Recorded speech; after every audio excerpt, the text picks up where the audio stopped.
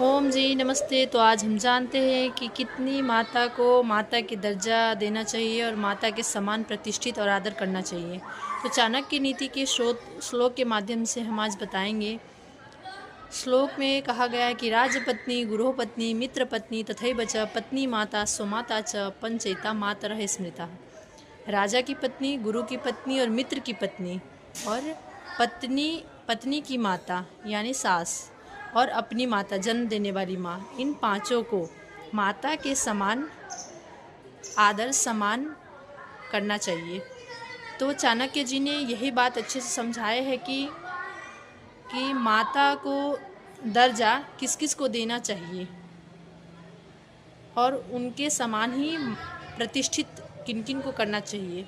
तो आप लोग भी ध्यान में रखते हुए इन पांचों माता को अपने माता के समान ही दर्जा दीजिएगा तो अच्छा रहेगा। ओम जी प्रणाम नमस्ते। ओम जी नमस्ते। तो आज हम जानते हैं कि कितनी माता को माता की दर्जा देना चाहिए और माता के समान प्रतिष्ठित और आदर करना चाहिए। तो चाणक्य नीति के श्लोक के माध्यम से हम आज बताएंगे। श्लोक में कहा गया है कि राजपत्नी गुरुपत्नी मित्रपत्नी तथैव च पत्नी माता स्वमाता च पंचैता मातरः स्मृता। राजा की पत्नी, गुरु की पत्नी और मित्र की पत्नी और पत्नी पत्नी की माता यानी सास और अपनी माता जन्म देने वाली माँ, इन पांचों को माता के समान आदर सम्मान करना चाहिए।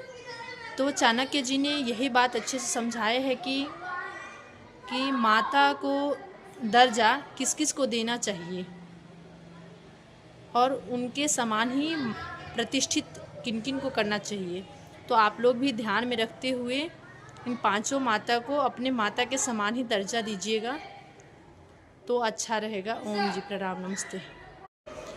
ओम जी नमस्ते। तो आज हम जानते हैं कि कितनी माता को माता की दर्जा देना चाहिए और माता के समान प्रतिष्ठित और आदर करना चाहिए।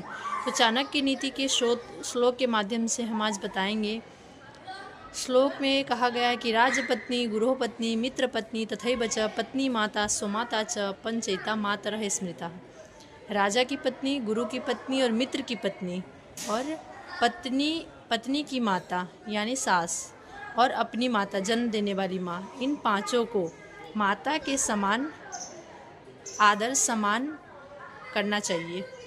तो चाणक्य जी ने यही बात अच्छे से समझाया है कि माता को दर्जा किस किस को देना चाहिए और उनके समान ही प्रतिष्ठित किन किन को करना चाहिए। तो आप लोग भी ध्यान में रख